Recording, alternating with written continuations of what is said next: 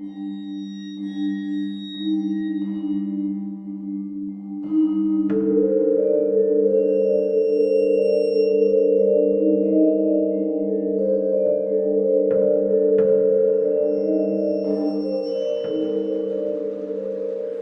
hello, and welcome to Al Dente Rigor Mortis.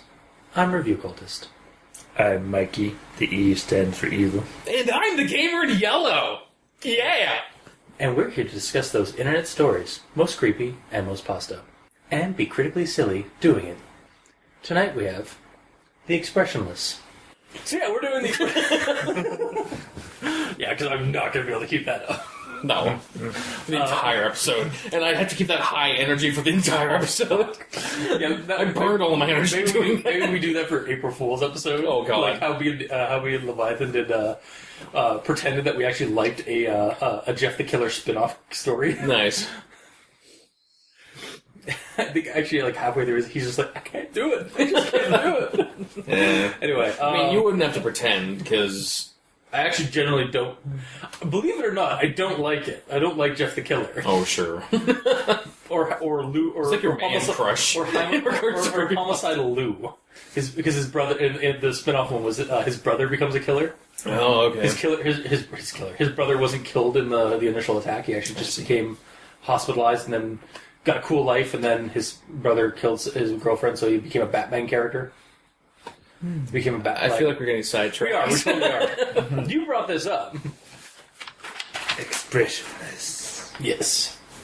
So Expressionless is one I'm surprised we haven't done yet, because it's been fairly popular out there for primarily because of the image that it uses in the story as like kind of a its cover, I guess, or like its primary focus aside from the story itself. Either the inspiration for the story, connected image, because a lot of these creepypastas end up using an image to emphasize the story. It was brought up by one of our friends, and I was like surprised that we hadn't done it, so we decided to do it.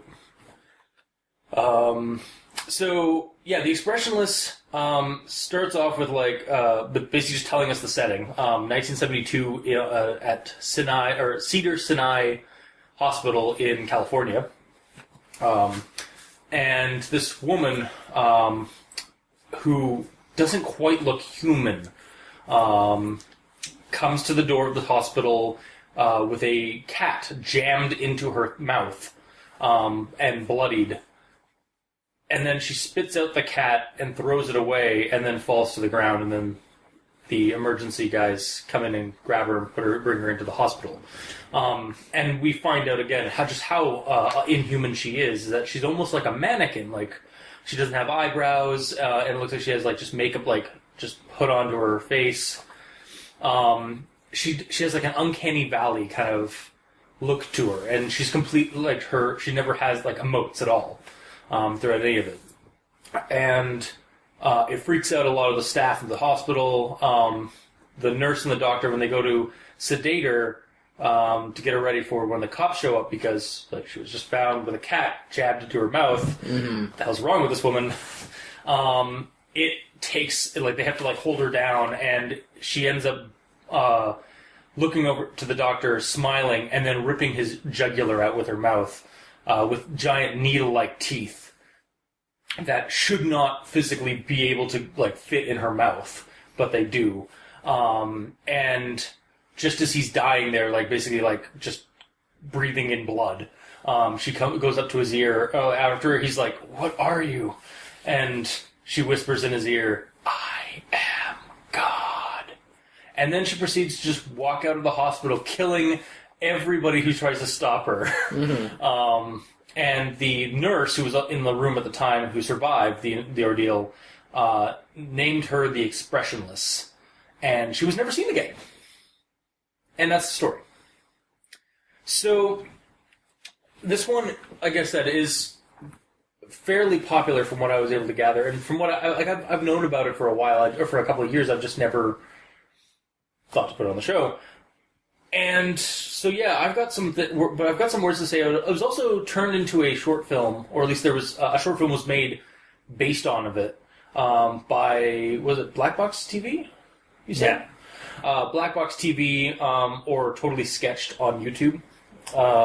And we have some words about that one, too, because it's not entirely faithful, I think. We're like, because of probably because of budget concerns, but it wasn't entirely. It wasn't the Keyhole short film we watched way back when we did the Keyhole, which was totally accurate. And is there any sarcasm in that? No, actually, it was quite entertaining. Oh, okay. It was entertaining on a creepy level, but it was also entertaining on a weird hilarity level, like in one scene, like. Yeah. But this one, sadly, really wasn't that. But we'll get into our notes and thoughts on that stuff. You can check the Expressionless out at Creepypasta.wikia. It's by Ivysir, Ivysir. Oh, I thought I thought you were going to say it's by Ivysir. He's a Pokemon. No. Pokemon can write Creepypasta too if they want. No, because they don't exist. You lie. Hashtag fake news.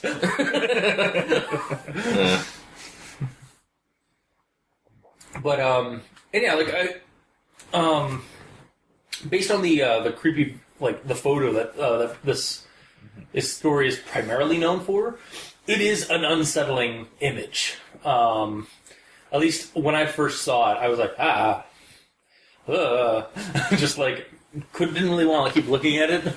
And it's gotten that reaction from a couple of other people. Like, again, our friend that recommended this story was the same kind of thing. Like, he showed us or he reminded me of it, and then showed you, Mikey, the photo, and then you're like, what is this? But, Yeah. like his girlfriend didn't even want to look at it, like, as soon as I brought it up. Yeah. I got more of a Twilight Zone vibe from it than a creepy vibe. Well, I mean, Twilight Zone's kind of creepy. Yeah, but it's not that creepy. It's up to interpretation, I guess. Like, again, we've had on the show, like, where something I find creepy or other people find creepy, we don't, or we find creepy when other people don't. Like, Yeah. Every person or cosmic being can be scared or not scared by whatever they want. Yeah, like, I mean, like, people have fears of clowns where other people think that clowns are not scary at all. And then, Yes. yeah, it's just what triggers you. Yeah. Okay, so anyways, my thoughts on this thing. So I'm going to start with a quote. She resembled something close to a mannequin, but had the dexterity and fluidity of a normal human being. Her face was flawless as a mannequin's, devoid of eyebrows and smeared in makeup. So, this is not a real criticism of the story at all, but were I to, for some fan-crafted reason, combine this with other stories we've discussed to build a shared creepypasta world, perhaps with a monstrous division that stops other monsters. Of course, there would need to be some sort of police force. I might connect this story, or I might try to connect this story with that of the mannequins, in which mannequins take over the world and start mutating into worse things than just mannequins. Or even 3 girls came into my ER last night, in which case 3 not entirely human, almost mannequin or Barbie doll-esque humans came into the ER and like screeched like silently, but like terrorized this ER hospital, and then walked out. How does one screech silently? Like they opened their mouth like wide, like to scream, but nothing came out. It was just like this weird like signal came out of it. Oh, okay. And again, they were kind of like mannequins or like Barbie dolls. Like they didn't have any genitalia or even a butt. Or a butthole. And we're just basically like, again, like Barbie dolls. But they were flesh and human. And with the mannequin thing, like the mannequins in the mannequins, it's kind of like a weird supernatural, like, instead of like the robot uprising, it's literally the mannequin uprising, because something has always been in mannequins, or something has recently come into mannequins to make them animated. But then it's more than that. They start mutating to imitate humans and start, like, eventually, like, in the apocalypse that happens, because the story just goes full on, like, Skynet, like, taking over and some of that. The mannequins are no longer discernible to be just mannequins. They're now, like, trying to imitate humans and are basically kind of like almost like mutated flesh golems. So I could almost see like connecting like these 3 stories together, because they all have kind of similarities. I'm not saying they were like connected at all, but, or like there was no like inspiration or anything like that because I have no idea. But just us reading stories and stuff like that, and my mind being that of a fan creating like combination thing, I could definitely see myself trying to combine those if I wanted to make a collaborative like overworld kind of thing. Yeah. To kind of like this, like being the just another variant or like prelude to the mannequin apocalypse. Mm-hmm. Yeah, so that's my note on that. And then we have this the image for this one is fairly iconic, but this is apparently the other iconic part of the story. She leaned closer and whispered in his ear, "I am God." And it's iconic. It seems, anyway, at least, or it's brought up because in the comments for this one, at least, there's a lot of people that disliked it as part of the story. And I'm actually going to propose this to you guys. Like, why do you think like having that in your story?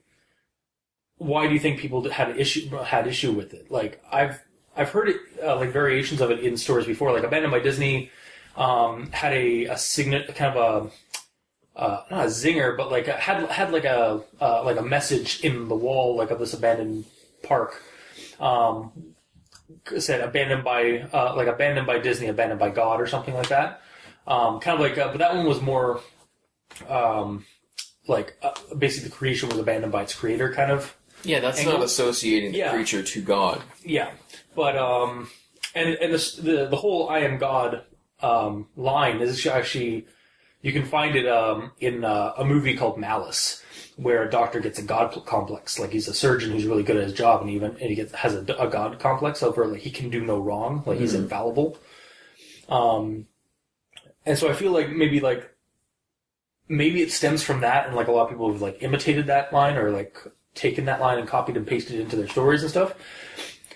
So I'm just not sure, like, are people pissed off or, like, angry or, like, have issue with it in this story or in other ones because it's just a tired trope? Or people have a problem with it for the same reason that you generally don't talk religion or politics with your friends.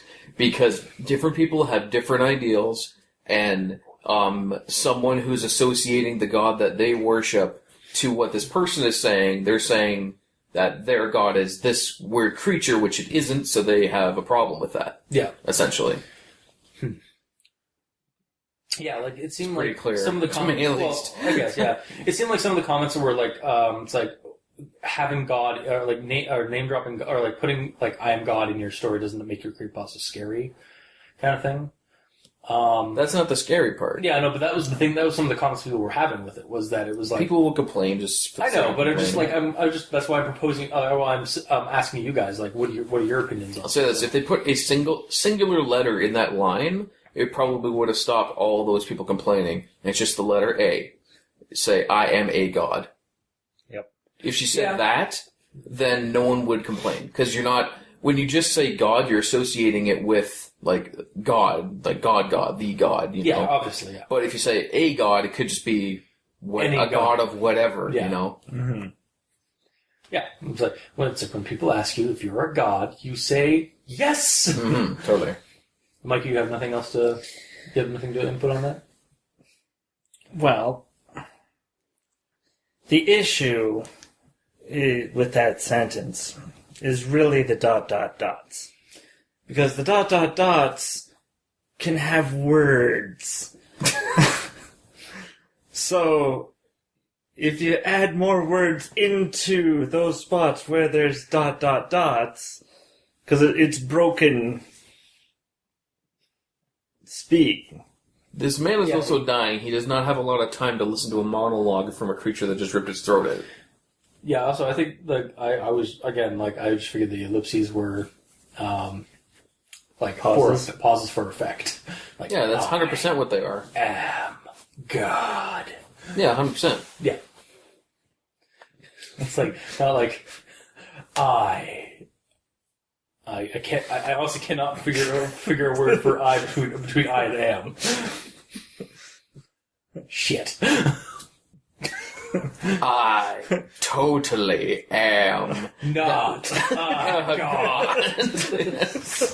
There you go. So would that make it better in your eyes then? If she said that? If she said instead of I am God, I am totally not a god? Right? Or sorry, I totally am not a god. There you go. Well, maybe. Seriously? Well, you could also have, like, it really messed up where, because of the ... like, AM is part of another word, and another word that begins with I, like iodine, something, Godzilla. Oh, okay. That makes it... I think that'd make it less creepy and more confusing. Yeah. Well, I guess in this, like, what would you... Yeah, so, like, what would you put into that, her response? Like... What would be your one-liner to the dude you just... what would be your creepy one-liner? Like, for this revelation. I'll have what she's having. I said creepy, not confusing. Oh, right. Damn. I am dog. And then she turns into a dog and walks away. Well, she ate a cat. Oh, yeah. Yeah. Very true. Yeah. Which lends itself to the more she's crazy aspect. Yeah. Or a shape-shifting druid. She's literally just a shape-shifting supernatural entity. Yes. It's like, clearly she is not entirely human. No. Okay. Guess that's what I expected from that, I guess. I mean, ask a serious question, you're going to get a dumb answer. On this show, going back to the photo, the story, again, I'm not sure if the story is, like, if the person, like, made the image and made the story, like, to fit the story, or if the story is based on the image, or, like, a wraparound thing.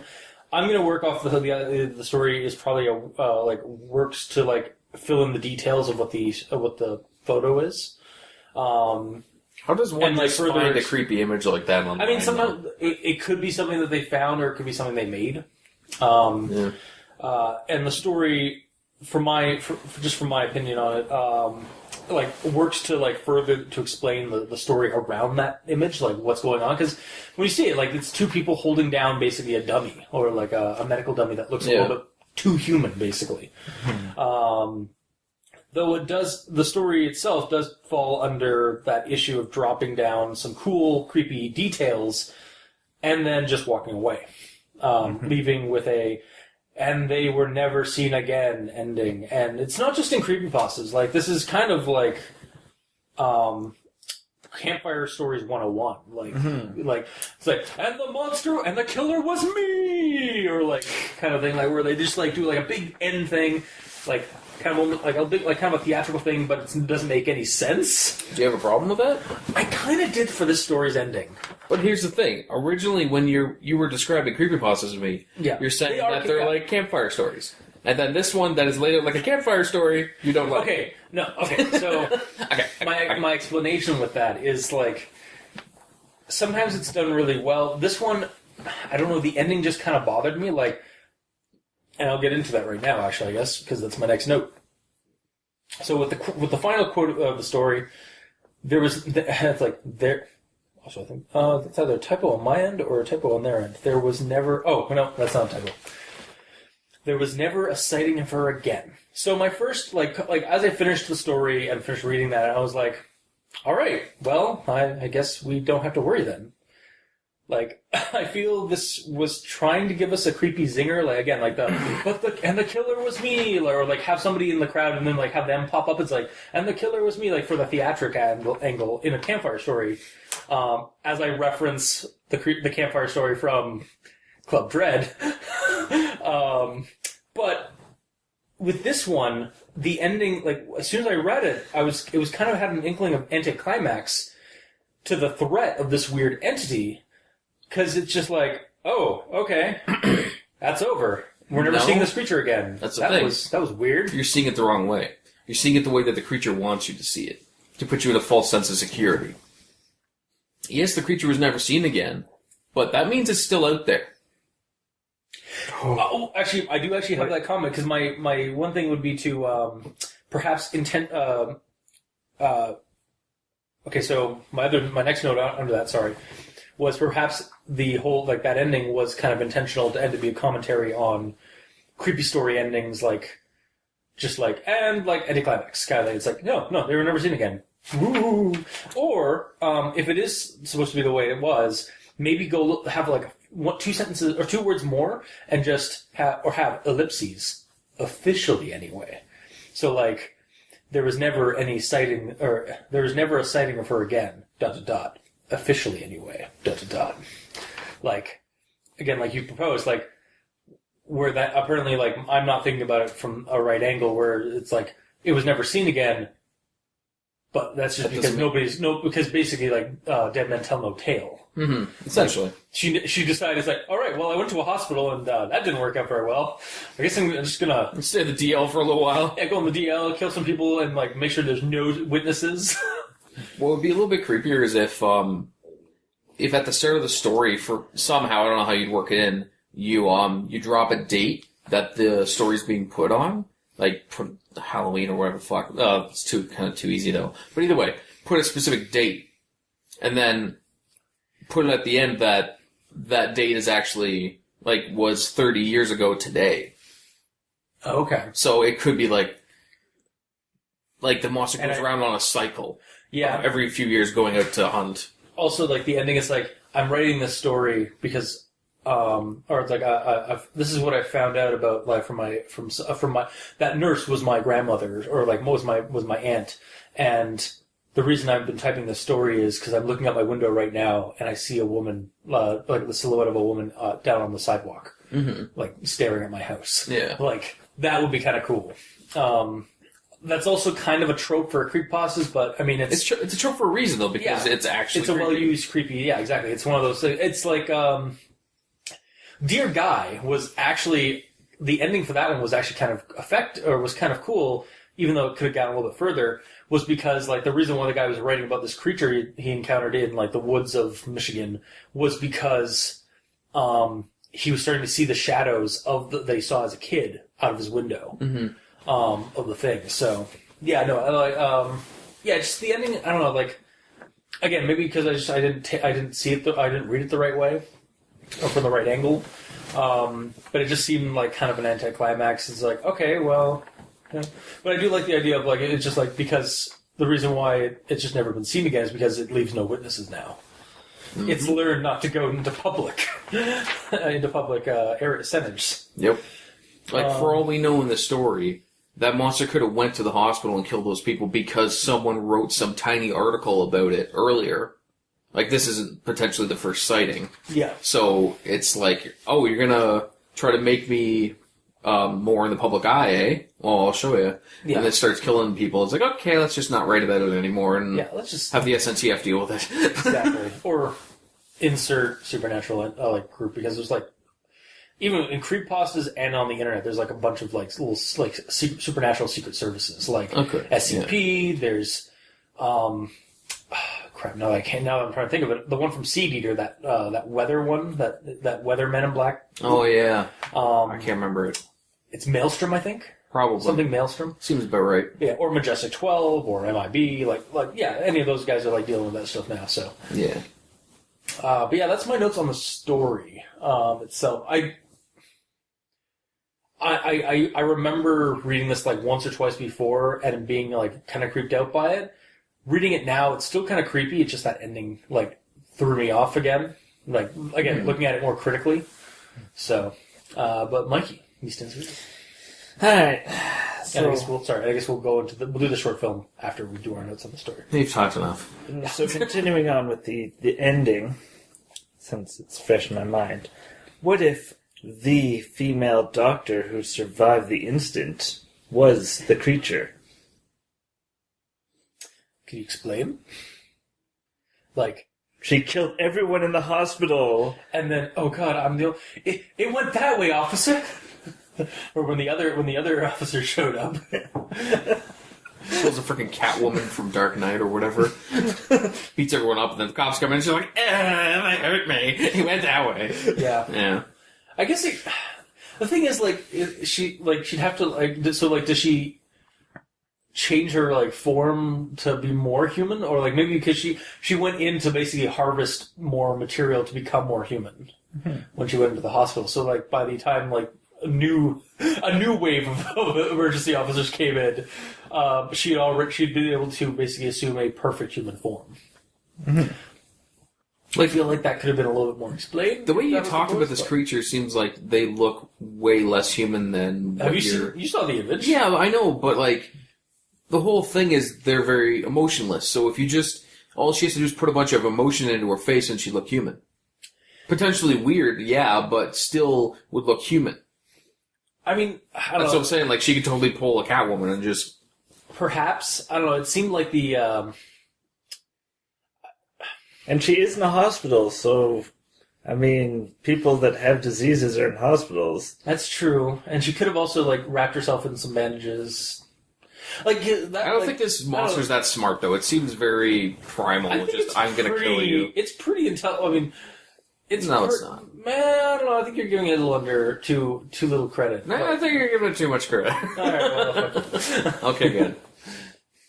I don't know. Like, I don't buy that character. The reason it was never seen again is because it melded into society. So now it's killing. So now it's just an expressionless, or like basically a completely calm and like composed person that kills people. No, a totally normal looking person is what he's getting. Yeah. Mm-hmm. It's just someone out there that's a murderer now. Which makes it a lot less creepy and more real. Except that she's still killing the way she does, where it's like, raw. Where it's just like, because she has like all those like sharp teeth suddenly. I also wonder if it's just a Steffi situation where it looks normal, and then all of a sudden I'm going to murder you. Oh, I'm a monster. I got you. I also kind of wonder if, because like when I read the part with the sharp teeth coming out, I almost wonder if that those grow like instantaneously as she goes to bite somebody, because like it's like those teeth were too huge for her mouth. It didn't say that. Yeah, it did. It said like you couldn't. It couldn't close. It shouldn't be able to close her mouth with it, right? Yeah, that's my next quote. Oh, okay, sorry. I'm sorry. Also, you're welcome for the segue. Segues are annoying and slow. Fuck off. Alright, so the quote is, "In the human's mouth were not human teeth, but long, sharp spikes, too long for her mouth to close fully without causing any damage." Yeah. Which means that they're all interlaced, pokey teeth. So just the fact that they're touching each other would cause damage. Yeah. So they'd have to just grow out like that or something like that, like instantaneously when she goes to open her mouth to do like the biting attack or whatever. Otherwise, she's not going to look expressionless. She's going to look like Baraka from or like a Tarkata from Tarkatan. Yeah. From Mortal Kombat. Yeah. Or like Melina from who is Tarkatan. Yeah, well, yeah, but she's it's not going to be expressionless. There's an expression there. It's no, but she has depending on the different iterations of Melina, but either way, the expressionless person has lips that cover them, so they're covered most of the time. So who says that when she's in her expressionless face with her mouth closed, who says that her teeth aren't gouging into each other? Or, there is that way of, actually, they're permanently there all the time. Or she appears expressionless, but, perfectly human in proportion to her face. And then when she opens her mouth, it's kind of like the Resident Evil thing, or, where, something just grows, jagged teeth grow as she, opens her mouth. I'll say this, because it's not mentioned... It's probably not, yeah. Well, that's again, that's a thing with, the story is, there's a little bit of assumption to it. But something like that, it's a descriptor that the person would have seen and would have very much taken note of if their mouth opened and then all of a sudden teeth grew. That's... Unless it's instantaneous. As she opens her mouth, the teeth grow out. Again, I'm just proposing an option, for a detail that's there, on how her biology works. It could be the fact that, her teeth were always, that large and just been, her mouth has been set up so that she can put them in little slots on opposing gums. I know she's just having an overbite and just shink. Or that, yeah, that works too. Or an underbite. Shink, that way. It's a monster or whatever. Yeah. Sorry, we're still on your idea, or your spot. That's what we do. Mm-hmm. Anyway, at that point, because I'm still on the quote and haven't gotten into my notes on it. Oh. Who interrupted you first? Was it him or me? Who interrupted your quote first, him or me? Technically him was starting into it. Yeah, excellent. So, the whole teeth being too big for the mouth, to me, it seemed really odd.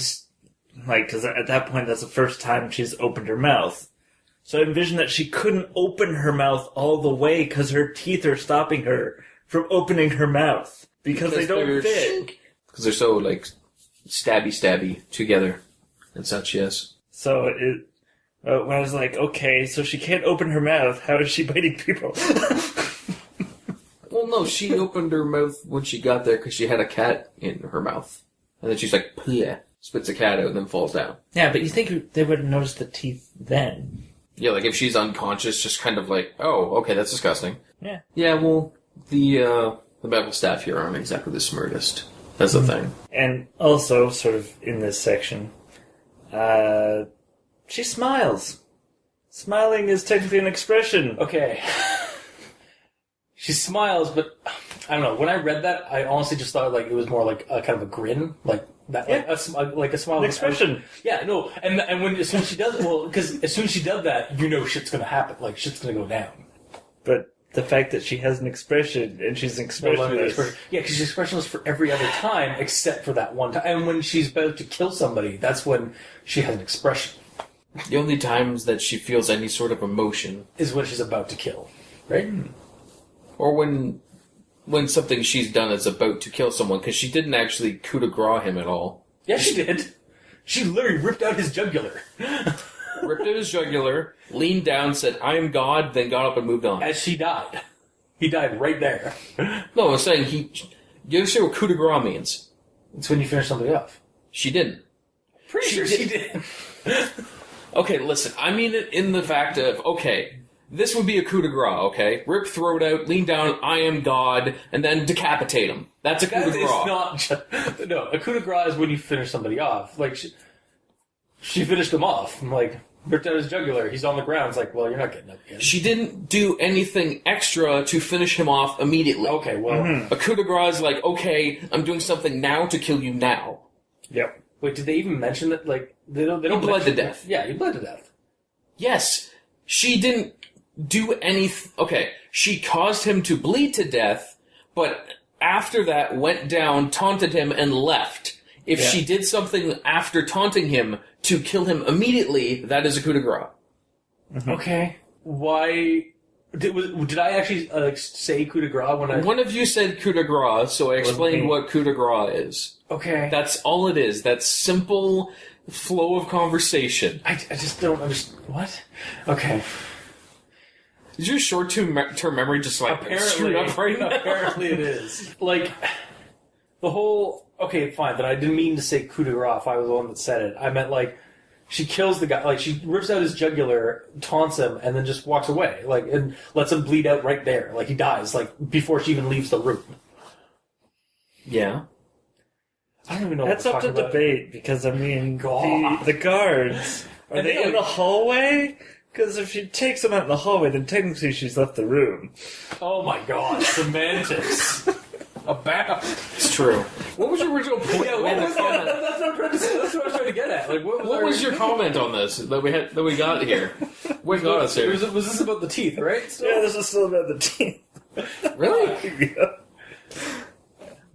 Or the smiling. Oh, the The smile. fact that she smiled, yes. Yeah. Yeah, that was Because she. Okay, that's where it fucking came from. Fuck, I have the fucking memory of a goldfish. I'll bet. So the teeth, or apparently I can Penguins just have bad memory? fuck off. I still haven't checked that out. Like she smiles. Basically, she shows she's expressionless for 99% of the time, except when she's about to go in for the kill. Alright. Yes, the only time that she happy temporarily is when she takes someone's life. Yeah. So then it should be the mostly expressionless. Mostly. Mostly. Mm-hmm. It's mostly expressionless, comma, mostly. That's the name of the character. Yes.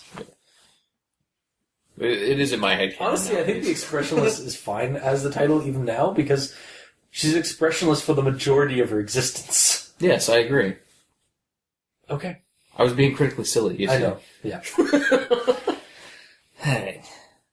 Alright, so I'm holding the rest of this off for final Recommendations. and the video stuff. So, On to me. yep. Let's see what I can say that hasn't already been said. Alrighty then. So, the first notes I made were on the picture. Mhm. And, As you like to do. as I do, that's a thing I do. Mm-hmm.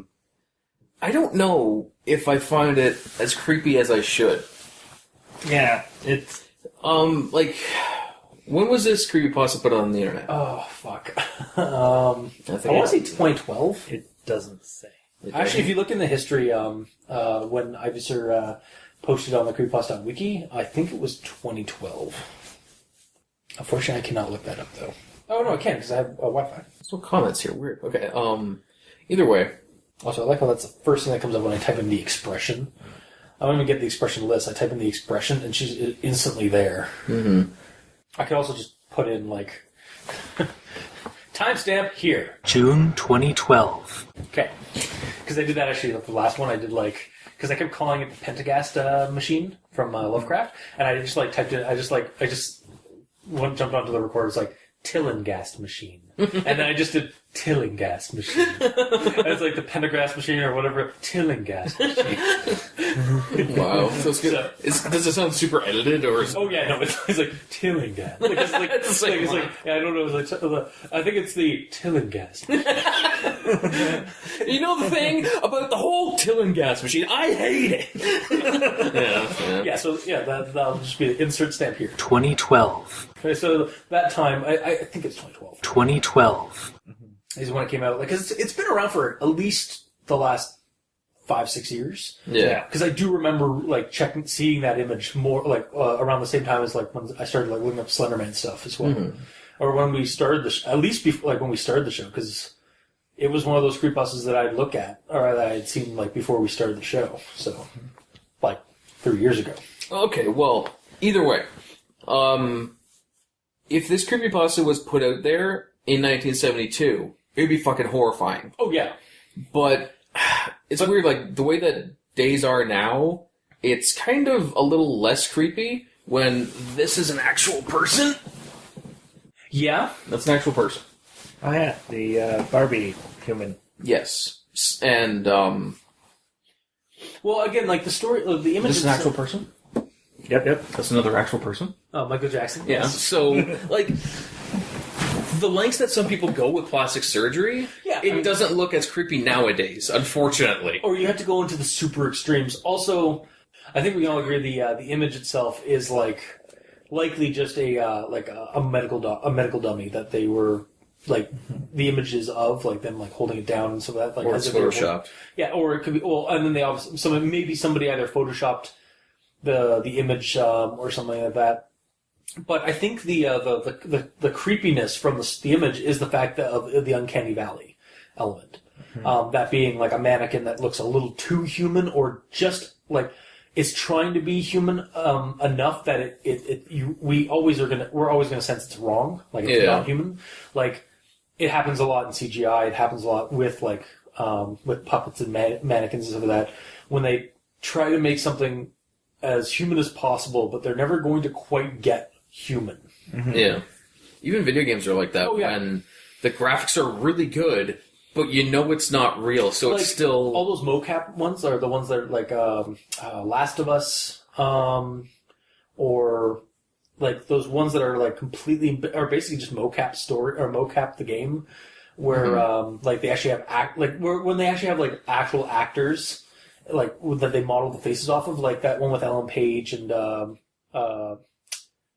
I can't remember his name, Defoe or something. Defoe, yeah. Willem Defoe, in Beyond Two Souls, or is it Two Souls or whatever. Yeah, that one where like it's straight up those actors Yeah. just in mocap, and they've used their faces, Yeah. and like it looks like them, but it doesn't look like them.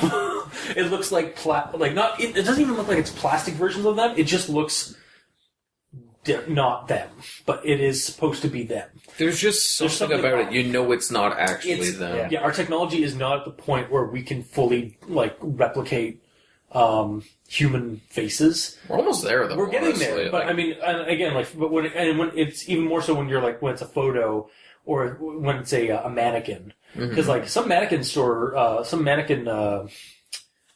mannequin technology or like modeling like the faces of that. Like I have to think that sometimes they don't make them perfectly human because for a reason.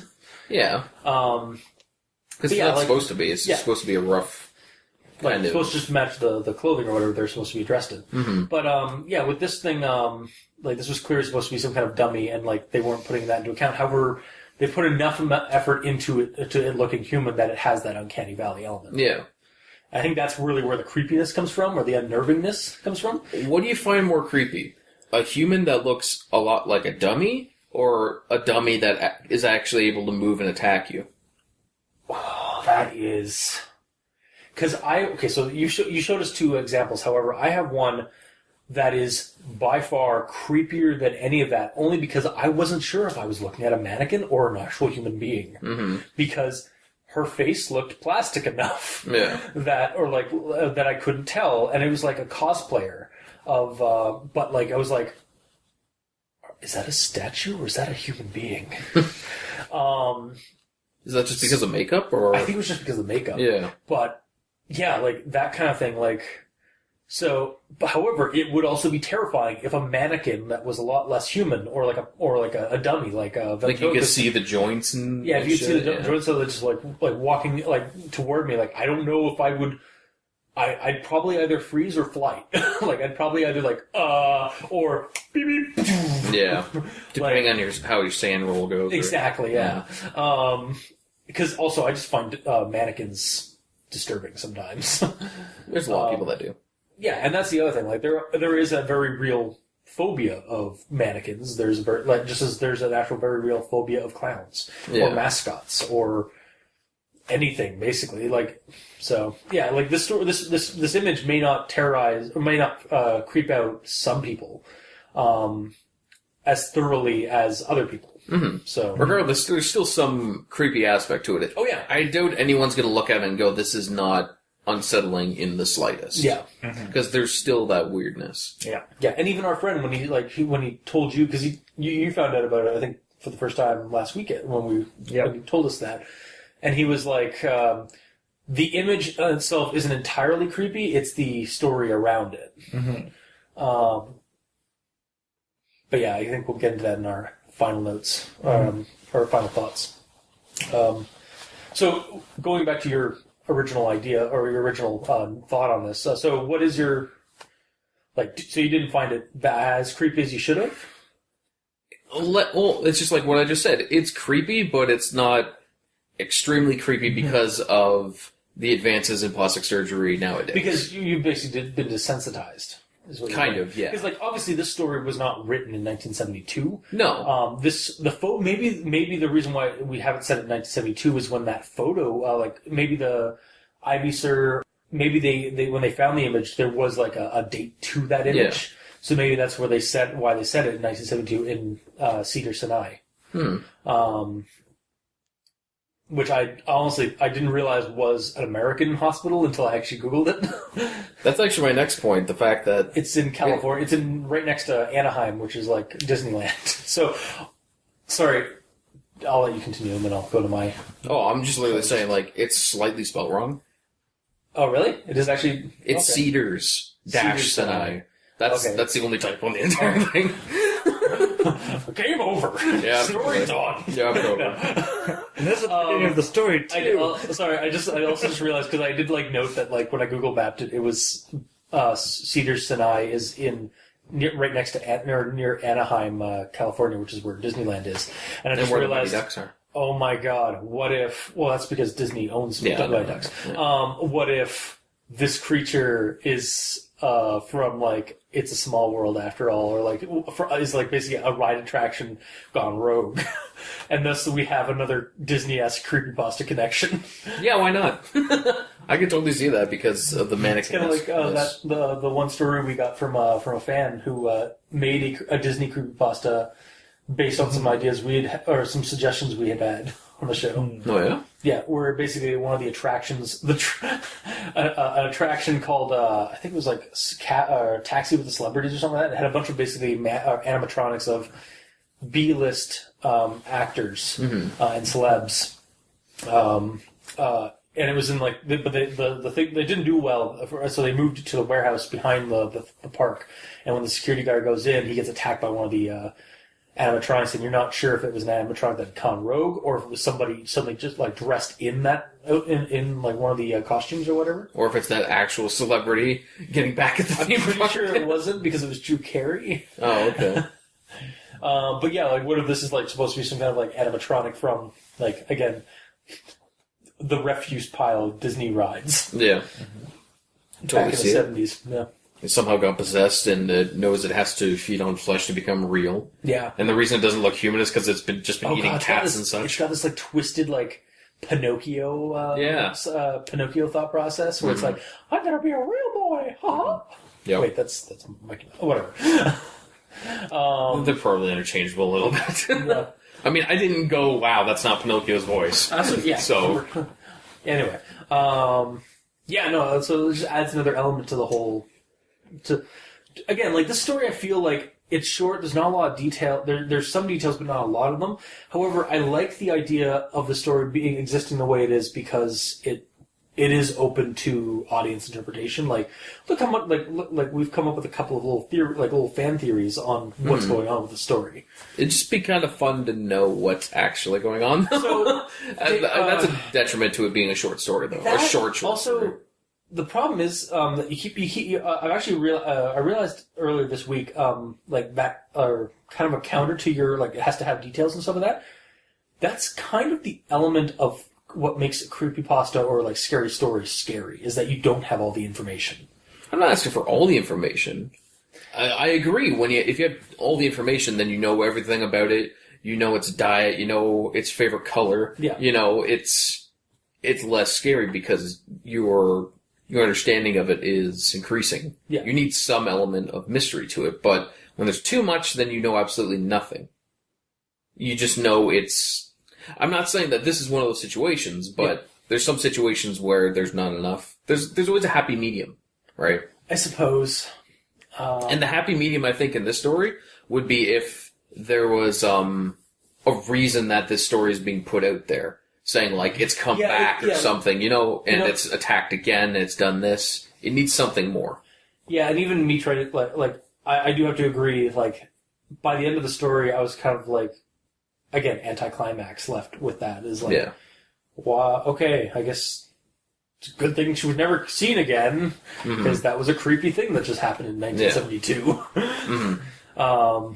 So yeah, okay, yeah. And the last thing the only other note I made is just I was thinking ahead when she showed up with the cat in her mouth. I'm like, okay, this monster showed up in this hospital.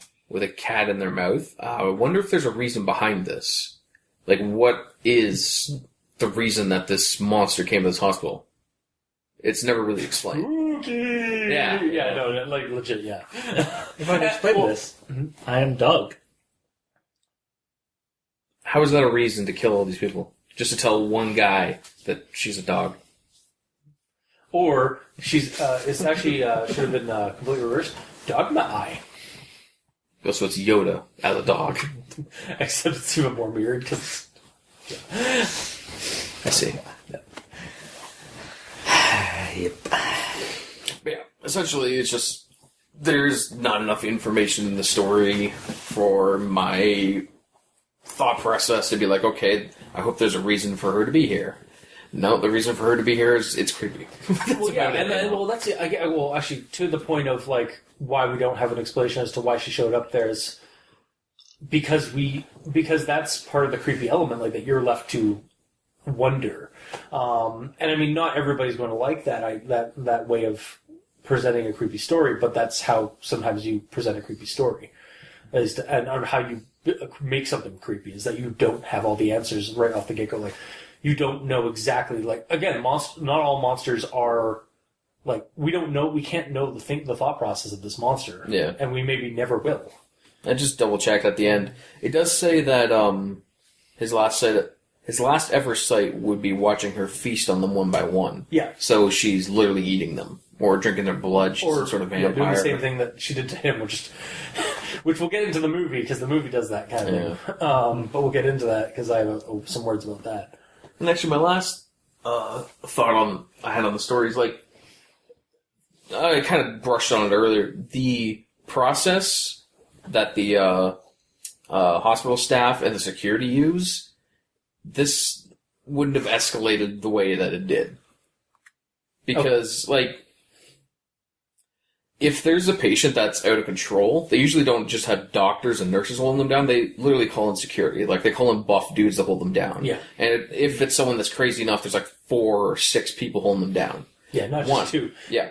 And 2, as soon as this thing grew teeth, there would be security guards there with guns on them.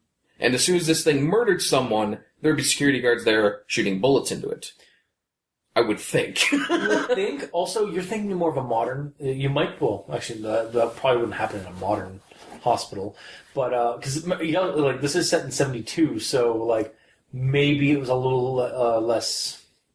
a little bit more lax in hospital. Yeah.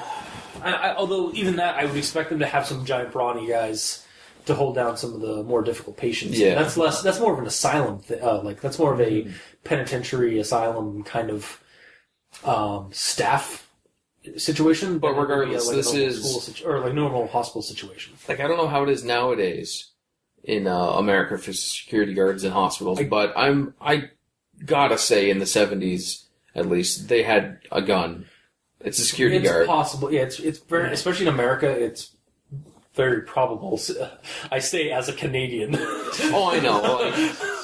with no experience whatsoever with the... Sure you do. Every single movie you've seen with a security guard, they all have guns. Yeah, but that's more modern stuff. I've never actually... Like, I don't think I've really seen a lot of, like, 70s style hospital movies where we get to see a security guard. Well, it just means security guards in general in any movie. I think like, mall cops generally don't, but... Yeah, well, they'd have, I think maybe they'd have, again, they'd have bigger buff dudes, maybe with, some kind of restraining implement. Mm-hmm. Less, you're not trying, in a hospital, you're not trying to kill somebody, you're trying to save them. So, even the security guards, yes, that even for their safety, they probably have some kind of way to protect themselves, but not killing the person. Well, yeah, but there's always, but apprehending them. There's always, situations where someone would come in injured, but they're also an insane murderer or whatever. There has to be contingency Well, that's also why you have for... sedatives. Well, that's the other thing is they usually would they'd probably use sedatives more than guns. Yeah, and they'd have things that jab people. It's hold them down. Yeah, sleep. I'm not saying 90% of them are if someone acts up, they just get a freaking bullet in the brain. Yeah. But for those extreme situations like this one, you would think that they would do something instead of absolutely nothing. Yeah, I think they probably would have had maybe again called security in to try and tell, and then I think it would be more creepy or dangerous, more of a threat level if the big brawny guys just got tossed across the room. Yeah, and by this small mannequin creature. Yeah, and that's another shortfall to it being a short story. All the short stories I read, it's always if it's interesting enough, the story itself, I want to know more, and there's just not enough there to keep me enthralled. Yep. Yes, on to the movie now? Sure. Yes. So the short film wasn't basically adapted the story to a video. It follows basically the same thing, although the cat is not a full cat. In fact, she comes into the hospital. I'm not even sure if they based it off of a 70s style hospital. It looked modern. It kind of looked. Well, that's the other thing. 70s is fairly modern. Would have looked fairly modern too. And I didn't actually check to see if any of the patients or any of the people in the waiting room were actually on cell phones or anything like that. But she comes into the hospital, same kind of deal. Bloodied. Everybody's looking at her weird and freaking out because she looks kind of odd. Her eyebrows are shaved and she's just completely expressionless. But she doesn't have the cat in her mouth, or at least that's what initially. And then she like starts like choking a bit, and then she pulls out like this small bit of what I assume is like a morsel of cat flesh, or maybe the head of a cat or something like that, and she like throws it to the ground. And then you couldn't really see what it was. As soon as it drops, everyone freaks out. And then she's like put into the one room, and the doctor comes in, and one of the nurses just nopes the fuck out, and the other ones are freaking out because she's not entirely human. I actually liked the doctor nurse like that when we see when we meet the doctor for the first time, like their little conversation there. It was actually some pretty decent acting. I thought like it was actually some pretty decent like performance. Yeah. And then he goes in and talk to her, and then they put straps on her, which oh, those straps. Yeah. And then they go to like start the sedative, and like she starts freaking out. They hold her down, and she then opens her mouth with no teeth or no sharp teeth or anything like that, just basically normal. Yeah. You couldn't even see any teeth. And not until like she basically is over him. Because then you actually can see some of the teeth that were kind of blackened and bloodied, or from like the bite. But then she bites out like part of his like neck, and like he's on the ground, some of that. And then she whispers to him, "I am God." And then she proceeds to basically just walk out of the room and do the same move to every person, because there's like 2 or 3 like security guys plus a cop, and they all basically just like. They kind of wait in line for her to like eat her, or for her to bite them in the neck. Yeah, it's Bruce Lee rules. Like, okay, well, I'll attack him now. I'll attack him now. I'll attack him. You'll actually appreciate this because I actually kind of got the. It's maybe because I've been playing Wolfenstein 2 recently, but it kind of reminded me of like just doing basically melee combos, because melee in that game like is an insta kill. If you can get, and so basically it's just like have like a lineup of like guys like shooting at you, and you're just like. It was kind of like that, like just a combo of melee attack, of melee gore, like kill attacks. Yeah, pretty much. Except in that game, the enemies would be doing something to try to stop you. Yeah, meanwhile, in this, like, they're just... The cop had the gun out, and they're like, no. Meanwhile, she's like chowing, like she's taking a bite out of this guy, then she takes a bite out of that guy. I wish I learned how to operate the safety. Oh god, wow. Why would it shoot? Yeah. I just got out of the police academy. Yeah. Officer Gutenberg didn't tell me about this kind of thing. Yeah. I thought it was going to be fun. His name's Mahoney. He doesn't go by his actor name. It's because I couldn't remember Mahoney's name. Oh, okay, fair enough. He's only the main character. It's understandable. And I mean, it's not like I've binge watched 4 of those movies. No, whatever. Of course not. Yeah, like my problem with this movie or the short film, and again, I understand budgets are a thing, but you couldn't have gotten some like suddenly have her like you couldn't have cut like when she goes to open her mouth and like have her suddenly have giant jagged teeth. Like, I mean, like her mouth is like, just completely black. Yeah, it seems like a really good space to use for CGI. CGI, or again, like kind of like have her like or practical prop. Again, have a practical like hell. The wraiths from Stargate Atlantis, their teeth, their giant jagged like weird like it's like small like scaled down Baraka teeth, were just basically like chompers, like cosmetic dentures, kind of, or not cosmetic dentures, like basically they were like Dracula fangs. Like how hard would it have been to like take some Dracula fang teeth or something from a Halloween store, and then like tweak them out to be a little bit more creepy looking. Yeah, but that'd be only 2 teeth. No, actually, some will have like more jagged teeth. Oh, do they? Yeah, like an entire row. Yeah. Oh. So yeah, like. But again, as you said, it's budget. Yeah, no, I get budgets are a thing and some of that. I just think that would have been a little bit more coherent to the story that you're adapting. To have because those teeth things were mentioned in the story, they are kind of a reason why like she like ripped this guy's like jugular out. Yeah. Because they had enough budget to do like the blood effects really well. Yeah, like his like.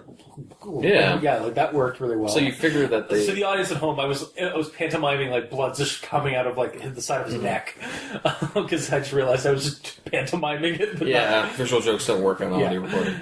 You got to be going like. So yeah, like Oh God! I liked it. That it was up to there were parts of the short film I enjoyed, but on a whole, it wasn't as creepy as the story we read. I thought anyway. Yeah. Well, it's because without the teeth, it literally just looks like an insane person. Yep. Yeah. Also, There's no.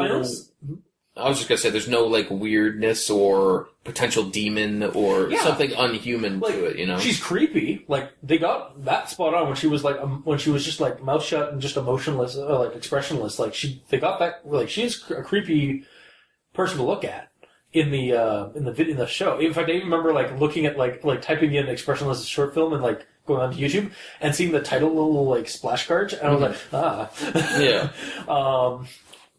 But also, I think the part where like she's just killing all the people in the hallway, I honestly think it would have been a better move to not show that and just to show just to hear screams and like the deaths and gunfire and just have it placed on the nurse in the corner that's freaking out. Yeah, like maybe have some blood splat a little bit. So they'll let the audience think, or like speculate, or like imagine what the fuck's going on off camera. Because that's how you do a good creepy scene in a movie. Is that you let the audience figure out, or like you let the audience's theater of the mind, like what the fuck is going on? Because anything like that you put on the screen better be really creepy, otherwise it's not going to work for a horror horror film. Because wherever you show, that's 100% what it is. Exactly. But you don't want to sometimes do that with horror films or even horror media, because the scariest thing that a viewer can see is what's in their mind when they're just getting a part of the image or part of the scene. Or if you want to explain why the cop didn't shoot, have it a close up on the cop watching the people get murdered in front of him, and then all of a sudden you just see like the top of her head come in and bite him in the neck. Yeah. Or again, like even another, if you don't want to have like again him actually unload a prop gun, because obviously it's just probably a prop thing. Again, to have it cut back, having it focusing on the nurse, like watching what's happening out in the hallway, have the sounds of gunshots going off and like even some flashes, and people are still screaming and she's still going and killing everybody. So, and then like cut back to them and they're just all on the ground. Mm-hmm.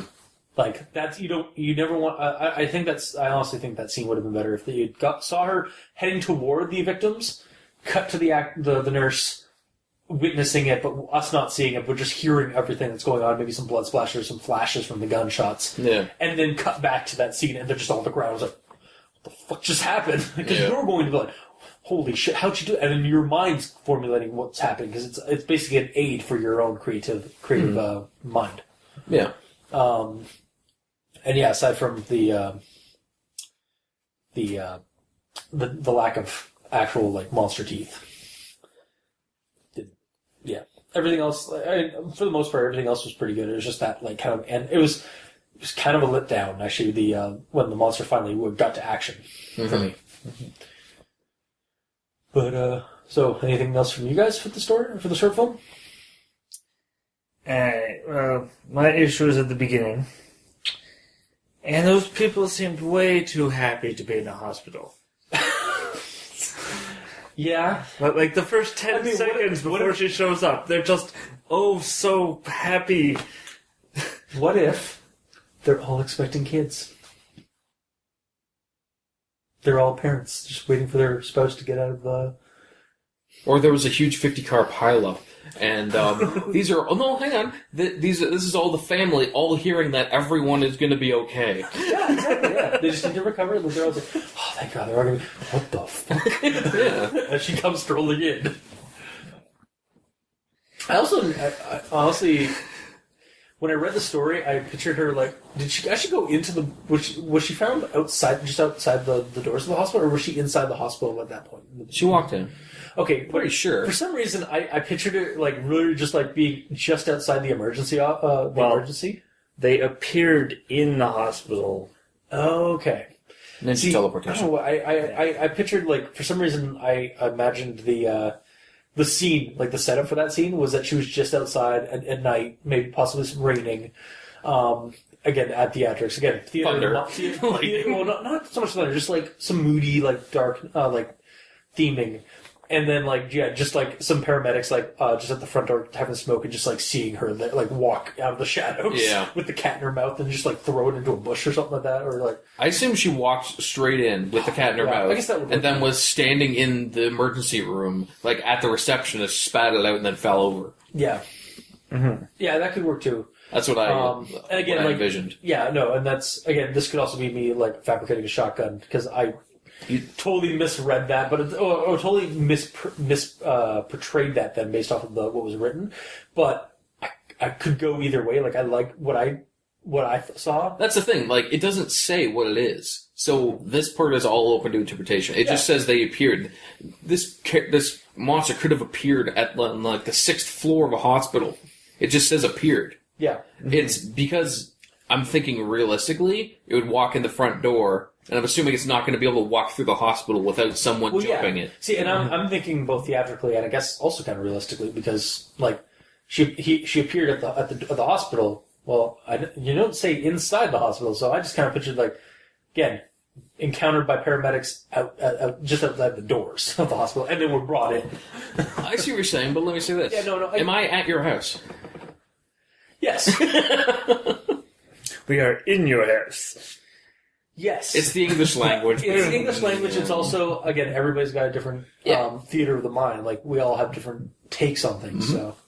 So, now, here's a question to you. Do you think either or, like, the fact that we both had different ideas for this instance, do you think that's a bad thing or a good thing?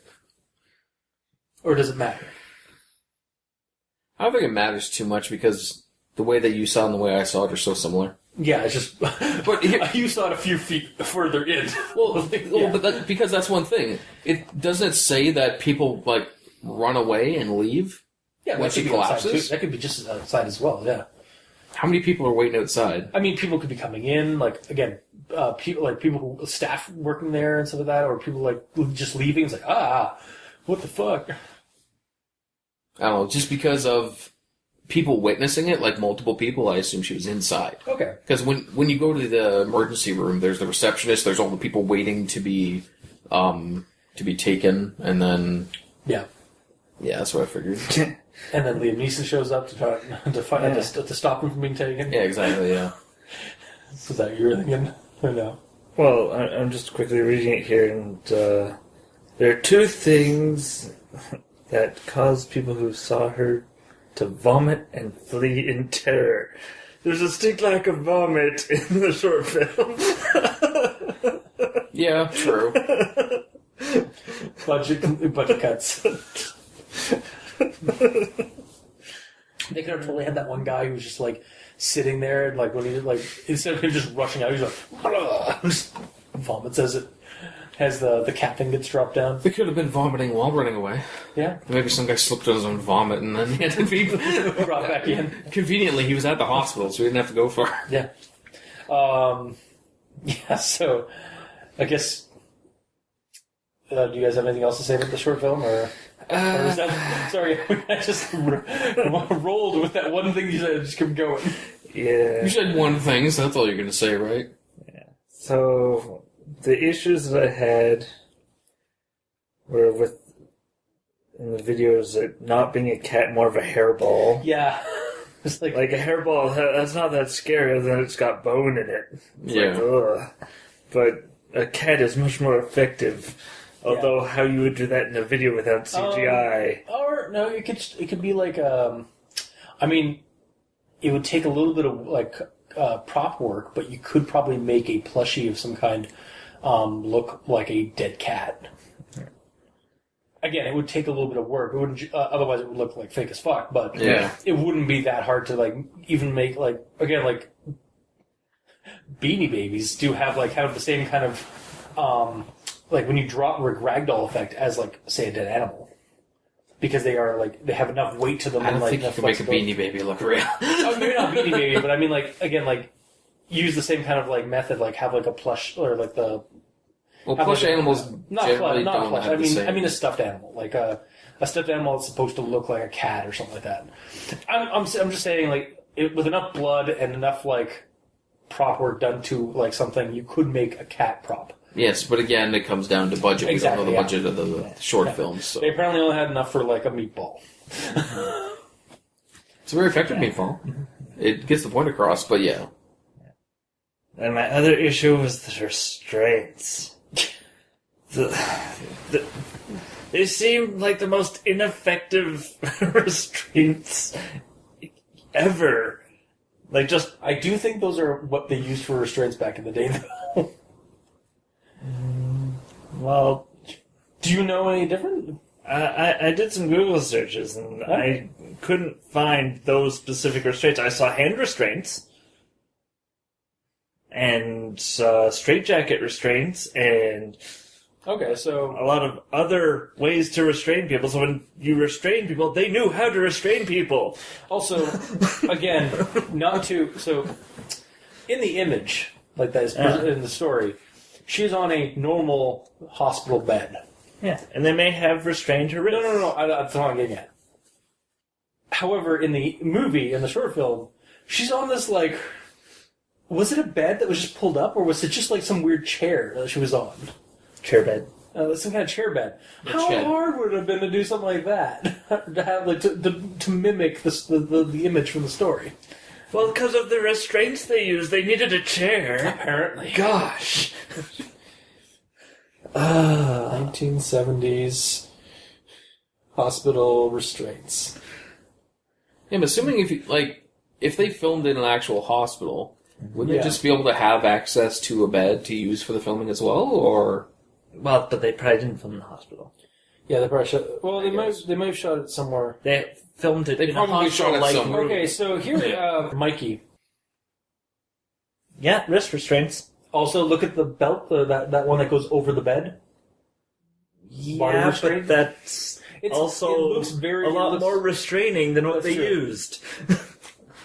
Yeah, I mean, yeah, they probably should have gotten they have they had the body restraint belts, but they didn't. Yeah, they didn't have any arm or and they used the same body restraint for the legs. Yeah. Which there's a reason why you use the same kind of arm restraints on the legs, so that you can't slip out of them like she did. Mm-hmm. Yeah, The other way to think about it is this isn't just a normal person. No, yeah, It's a monster with potentially superhuman strength. but you're still going to treat them like a normal person Yeah. and give them the same restraint. Yeah. yeah. Yes. So, I mean, I'm sure they probably couldn't figure out how to get out of the restraints, so they're just like, let's do a half-assed job. Well, I mean, again, the whole idea in the story was that they tried to hold her down while they put the sedative on her, or did the sedative. Yeah. So it's why wasn't she restrained at that point? Yeah, I figure, isn't the proper, well, at least the way I would think proper procedure would be, if you start by holding them down. If they resist, Yeah. then you wait on the sedatives, you tie them down, and then you do it, right? Yeah, because again, she did not react hostilely until they tried to sedate her. Mm-hmm. She was fine being put in the bed and stuff like that, and so it seemed like she was fine having restraints on her in the movie, in the short film anyway. I don't know if it was actually brought up that she was restrained like that in the story. I don't think so. Well, she was restrained. By two nurses, I think. But that might have been. I think you're just thinking the picture. Yeah. The doctors thought it would be best to restrain her until the authorities would arrive, and she did not protest. Yeah. So. They had all the time in the world. Yeah. Also, that reading that, I would have assumed that she would have been restrained, with how they restrain people in hospitals, which is through those. Yeah. So. Yeah. Okay. Yeah. That was my main issue beyond the non-sharp teeth, Yes. which we've already touched on. Yeah. All right. And then the whole video, it to me seemed to be there just for a jump scare. When they restrained her and when they're about to sedate her, at that point, I knew Yeah.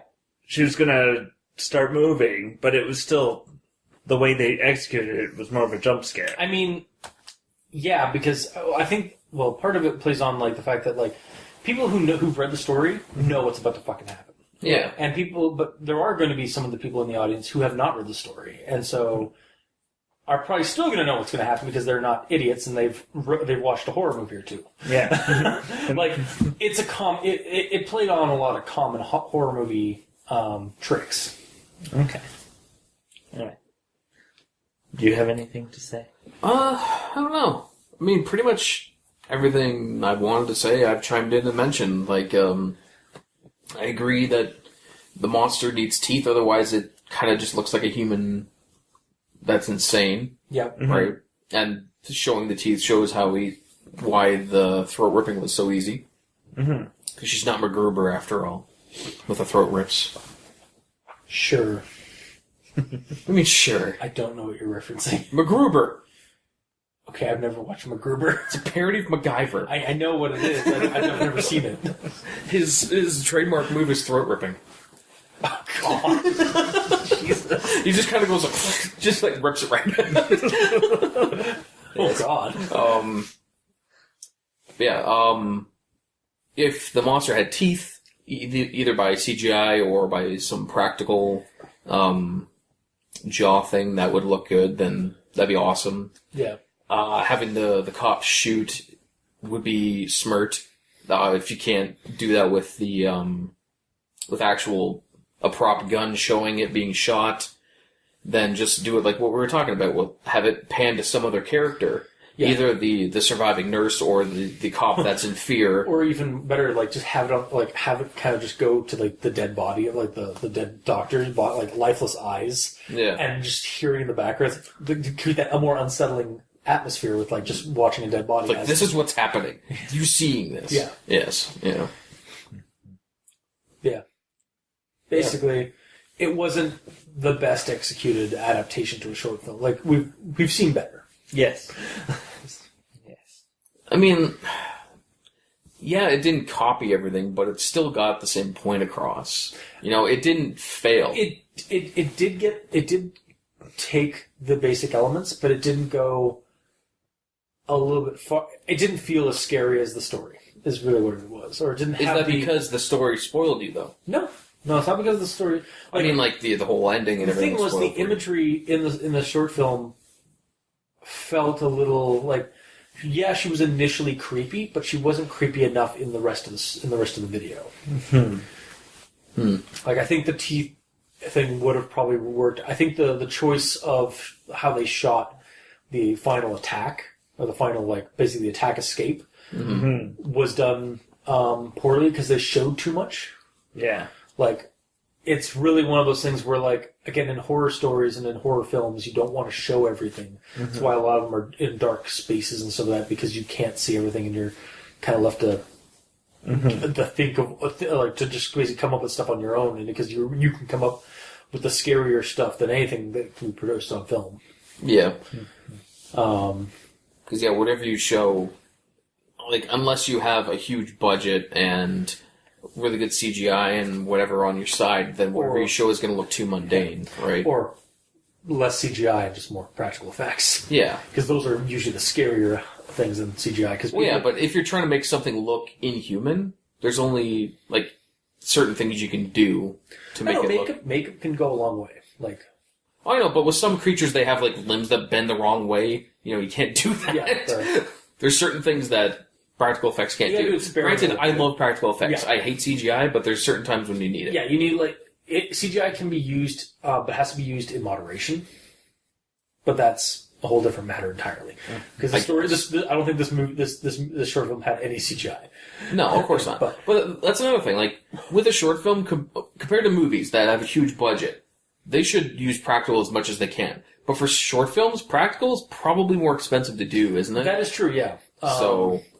That's why I kept mentioning CGI, because for a short film, it is less expensive to get somewhat the same result. Yeah.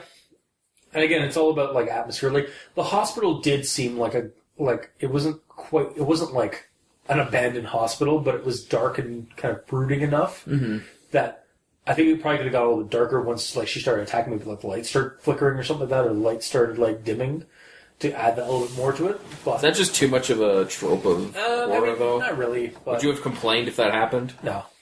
I probably wouldn't have. But that's the thing. It's something that happened in a hospital. Hospitals are generally very bright, very white, but this horrible thing is happening in there. Yeah. But I mean, well, actually, not entirely. Like, there's sterile lights and stuff like that. But like, sometimes I don't know if you like. I've gone to one of the local hospitals in the last couple of years, and it's not a bright place. Like, they have a couple of like areas that are, or the lighting is actually fairly dim in the hallways and stuff. Oh, yeah. And they've only got like spotlights and stuff like in some of the rooms. Like, that was actually a fairly dark hospital or facility. Like, all things considered, like a very dim and muted light and color and stuff. Yes, Mikey?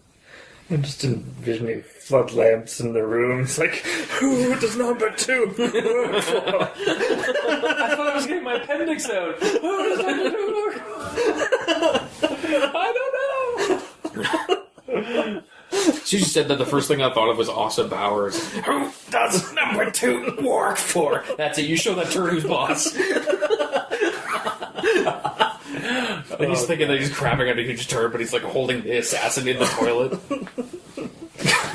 God. I didn't even realize that's a reference from another movie. Who does number 2? What are you guys referencing?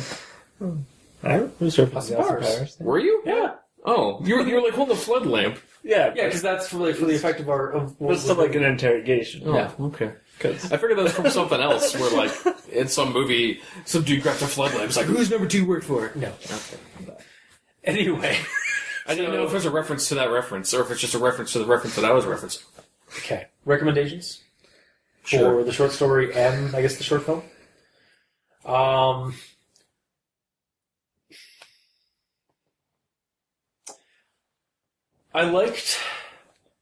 found the image they used was creepy and effective.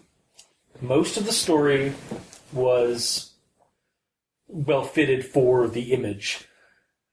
I'd recommend the story, though I still think there could be some improvements on the ending of it. And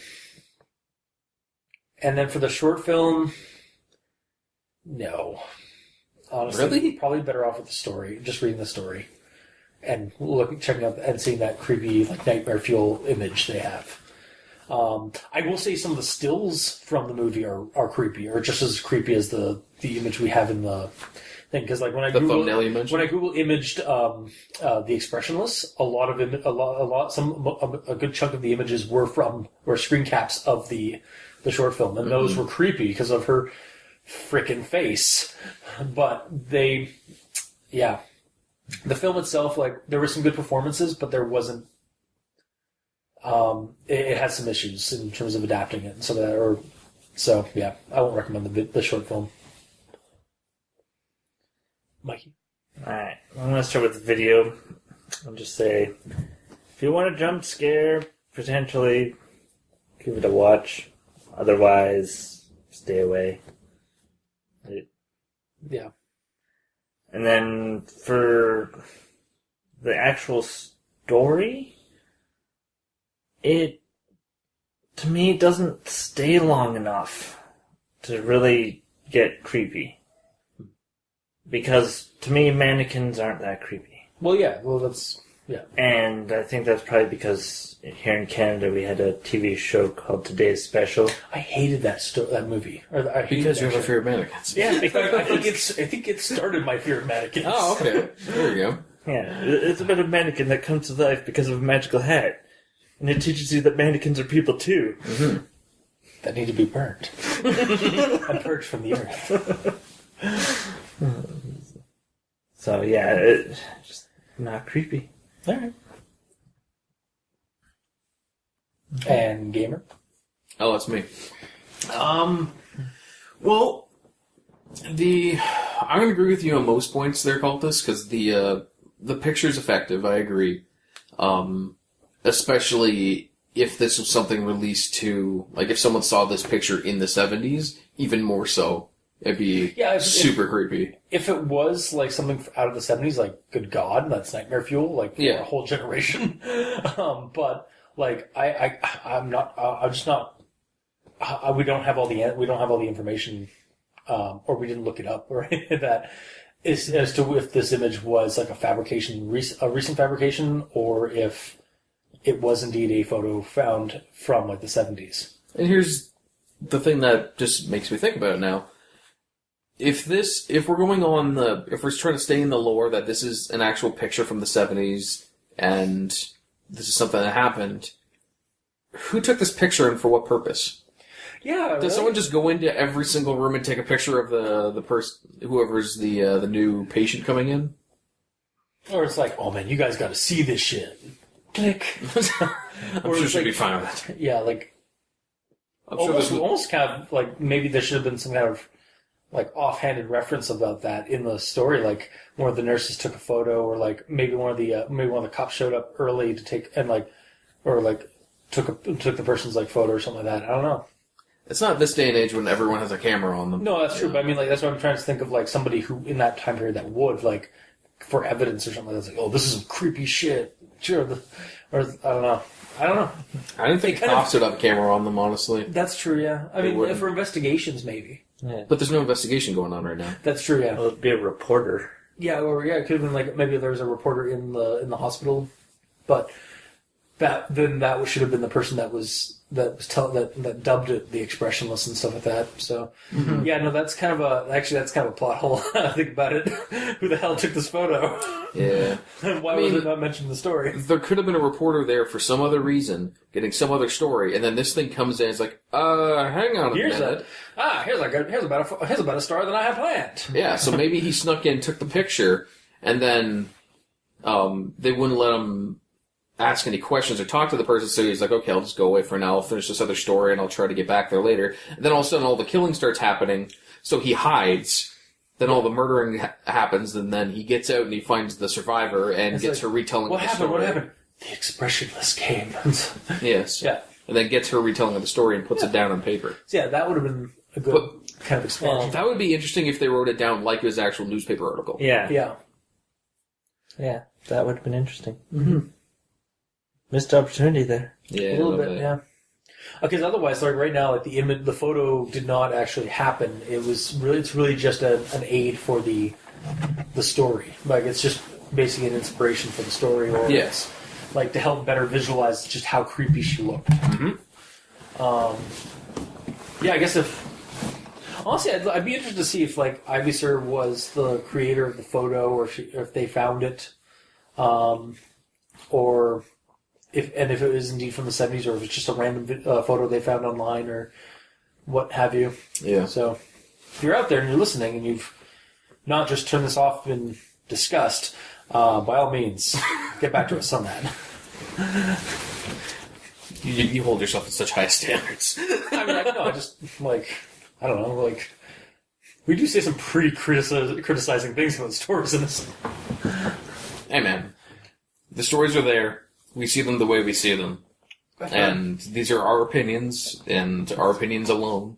Yeah. They do not change the story for what it is. If you see it, yeah, we're not entirely. Yeah, we're just recommending based off our opinions. We're not trying to change somebody's mind.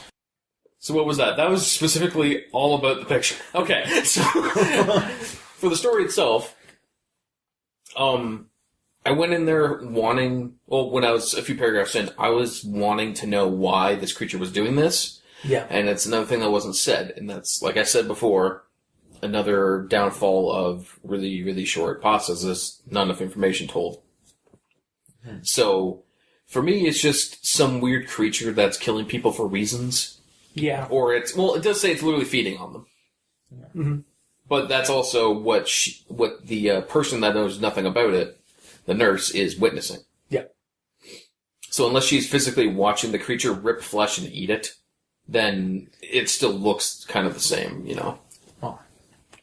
What if the reason is because it's killing supernatural entities that can move from host to host? So it was in the cat, and then it moved to a human, which is why it dropped the cat, and they're just waiting for the doctor to come by. Because it moved to that one doctor. Why would she be killing all the other people as well? Because it keeps moving. So it's supernatural tag. Yeah. she's always just one step the thing that's traveling between host to host is just one step ahead of her every time. And that's why all the others aren't trying to do anything to attack them. Yeah, and that's why she doesn't do a coup de grace, because it's already moved on. Then why does she taunt it saying I'm God? Maybe she has a superiority complex over the parasite thing, and she's like trying to say, I am your better. I am God. You. I can destroy. I birthed you into this world, and I can destroy you. Maybe maybe she's trying to correct a mistake she made By murdering an entire hospital. Yes, Which is not a bigger mistake at all. for the greater good. The greater good. Such a silly. I don't know. Probably just a crazy monster that's murdering people. Yeah. But you never know. Yeah.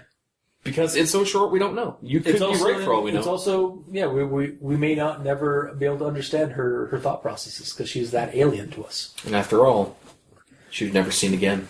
Yeah. By our eyes, at least. Yeah, I might have to call the rake and see if he knows anything about her. Well, He would have all the information, right? clearly. Because, they would see this creature because that's their job. Well, she might be part of the SNTF if she's taking on... Murdering a hospital? Well, it's just collateral damage. Sure. Well, this was before she joined, Uh-huh. and she was trying to take on a supernatural entity on her own, Uh-huh. and doing a horrible job. So the way I'm getting out of this is that she's like the Justicar Samara from Mass Effect 2, who is always after the Ardot Yakshi, and if anybody gets in her way, they die. Because she's bound by a code that is higher than any other law, so she is bound by her own law and code that anybody else is expendable. If they get if they create an obstacle between her and So the SNTF gave her a license to kill, essentially, to get no. her job done. Then she was recruited into the NSTF. SNTF. And what? SNTF. Supernatural. Sorry, I'm sorry. I don't know your mythos 100%. You should. Much like Shepard took in Samara into his group of to hunt down the collectors and stuff like that. Mm-hmm. So, yeah.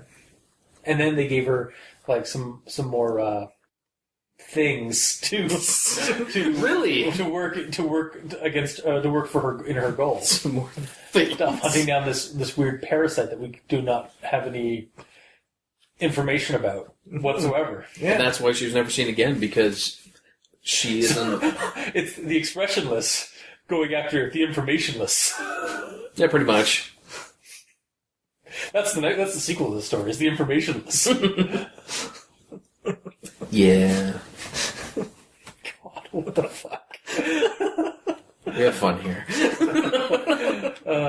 All right, so But on the movie.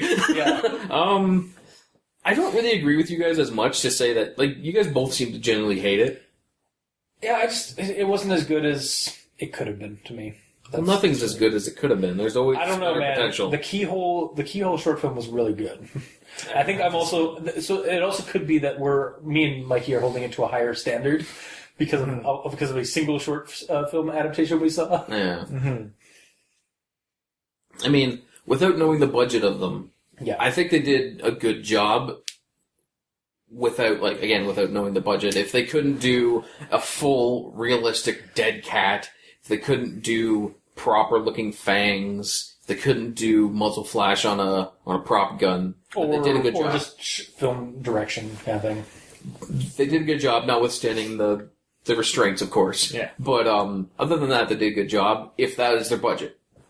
Yeah. And another thing, the video calls it an urban legend. Yeah. And then in the credit it says, "Thanks, Creepypasta," as an actual person's name. What? Wow. So they didn't credit it properly. No, they didn't. They didn't credit it at all. Well, I'm pretty sure it doesn't say Ivysir or the actual guy's name in the credits. In that case, be fair, Ivysir, also use your tentacle whip and get them to pay. Give you royalties. God. Well, no, like, I mean, like, also, to be fair, like, I assume Ivysir is the creator of this story because they were the ones credited on Creepypasta.wikia, and Creepypasta.wikia is generally pretty good at citing who made them, and also, like, it's on, like, when you go to his, like, blog thing of, like, stories that he's written, he does say that the Expressionless is his story. Yeah. We're talking about the short film, though. No, I know, I'm talking about citing it, like, I'm just covering my own ass of, like, yeah, I'm pretty sure he's the one that cited it. If it's not, I will be more than happy to correct our crediting issue, but Either way, the actual story, the written story is credited fine. It's just apparently the video isn't. Yeah, the video didn't credit the. They're just like, oh, thanks, Creepypasta, General. Yeah. And calling it an urban legend, which... Yeah, I mean, urban legends are kind of the originators of creepypasta. Like, creepypastas are just basically urban legends online, except they are more, like, they are... We know who originated the urban legends, is the thing. Mm-hmm. Like, they are now cyber legends, or they are internet legends. Yeah. Like, we know, like, Slender Man, actually, for the most part, has a founder. Like he does. Like, there was actually a person who originally came out with the images, the initial images that came out of that created Slender Man's mythos. Yeah.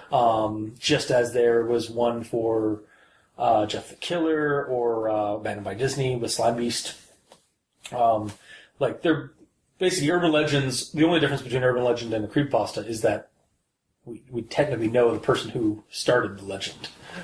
Whereas generally urban legends are harder to find the source. Mm-hmm. And I wouldn't say creepypastas would be any better if there was no source. No. Like, I think because they could also be taken advantage of a little bit more than they already.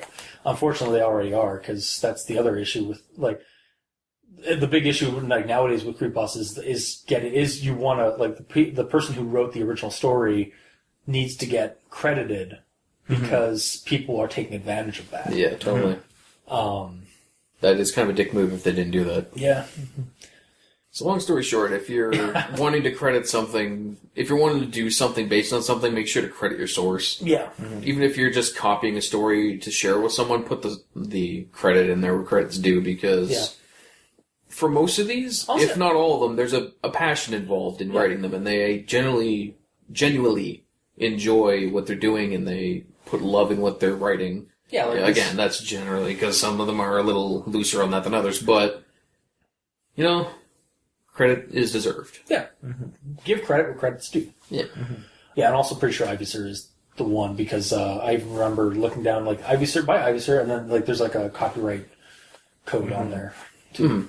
Because a lot of them are doing that nowadays to protect them, because, again, the reader, as kind of handy as the reading one, the YouTube readers have been, like, they've also now kind of become basically just, I'm going to read this and make money off of it and not cite the person who wrote the story.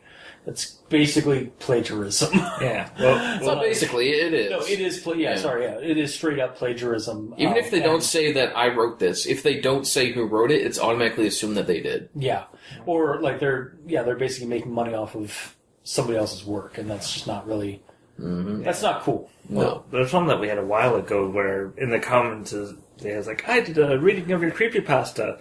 And they had a link to YouTube, and they're like, please take it down. And it was still there. It's like, wow. Mm-hmm. Yeah, no, people are like, I don't want to say, I'm sure not all the readers are like that, but some of those readers are kind of assholes when it comes to, like, taking down their thing because they want to make that money. Or they don't, like, it's not it's not really your money to make. Like, you read a story and like published it and put it on YouTube to entertain some people, but it's not your content. Yeah. Like I don't really know anything about creepypasta readers or nothing, but I'm going to assume that there's at least someone out there who is specifically doing it just because it's easy money. Oh yeah, no, there's a couple of them that are, like, from what I've been looking online, because it's come up for the last couple of years. Like, it's been coming up more and more. Yeah. Like that conflict between author and reader.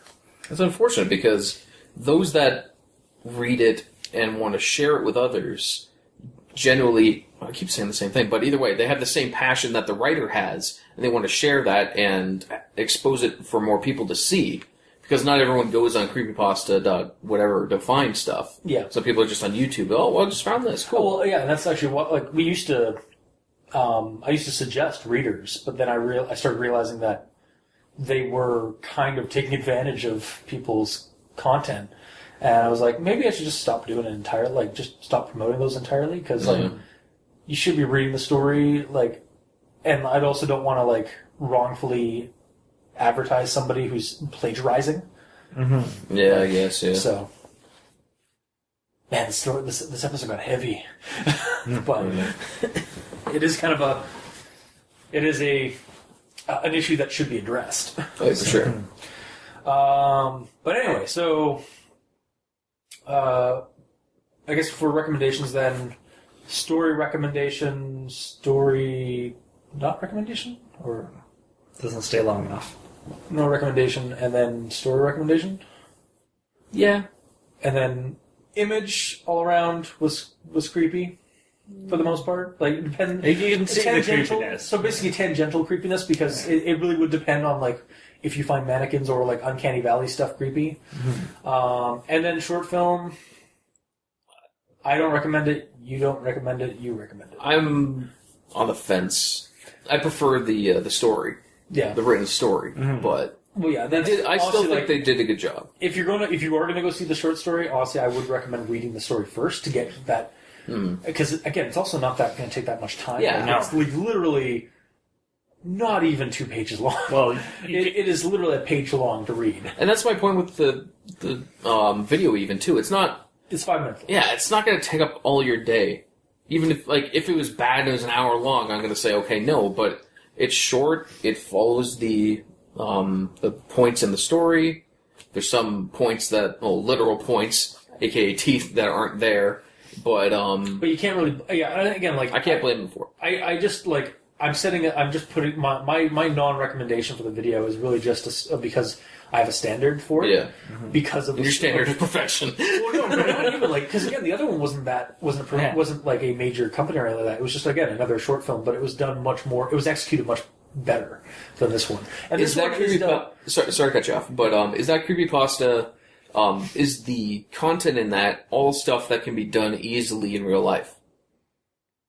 AKA no sharp teeth, no dead cats. technically, yeah, because the red eye thing really wasn't that. Like, I could do that on one of the programs I have on my computer. See, that could be literally the only thing. like- It's just this story has stuff that is a lot harder to get your hands on for a film crew. I get you. It's just, again, like, my recommendation, read the story first and then judge if you want to watch a video that may or may not ruin the story for you. Well, that should be the way regardless. I doubt Yeah. any of these, it's better to watch a video Yeah, you first. generally don't want to watch. It's like watching an adaptation of a movie. You generally don't want to watch the movie first and then read the story. That being because- said, I saw Lord of the Rings first. yeah, and I haven't read the story. I actually did sit down and read The Hobbit first Yeah. before seeing the movies. I read The Hobbit first before seeing the movies. Really should not have been 3 movies. No. There was not that. 2 movies probably would have done it, but Yeah. they literally added things that the novel did not have and did not need, like a romance. Yeah. I feel like we're getting sidetracked, though. I know we are. So yeah, tangential recommendation for both, I guess. Yeah. Really. But that's just our opinion, so take it as you will. If you like what you heard, if you didn't, leave us a comment in the comment section below wherever this gets posted, whether it be on Kiwi6, Facebook, YouTube, Tumblr. You can check. You can give us send us some messages on Twitter. Mikey is at the E stands for evil. I'm at Review Cultist. Gamer in Yellow is on Xbox Live at the Gamer in Yellow, but without the W because Xbox hates him. You can also leave us emails at aldenterigamortis@gmail.com. That's aldenterigamortis@gmail.com, where you can leave us suggestions for creepypastas you'd like us to discuss on the show. Also, if you'd like to check out the title cards for each episode, they're on crazonstudios.tumblr.com or on YouTube at Al Dente Rigamortis with the video segment of each episode. And if you'd like to support the show, go to Patreon and look up Al Dente Rigor Mortis. We have backer tiers for behind-the-scenes content, early access, extra episodes. You can check out whichever one you want and support us whichever one you want, and we will be grateful. And to our patrons that are already supporting us, thank you immensely. You are helping keep the hosting bills at bay. So, until next time, I have been your host, Review Cultist. I'm Mikey. The E stands for evil. And I am the gamer in yellow. And this has been Al Dente Rigor Mortis. Sleep well.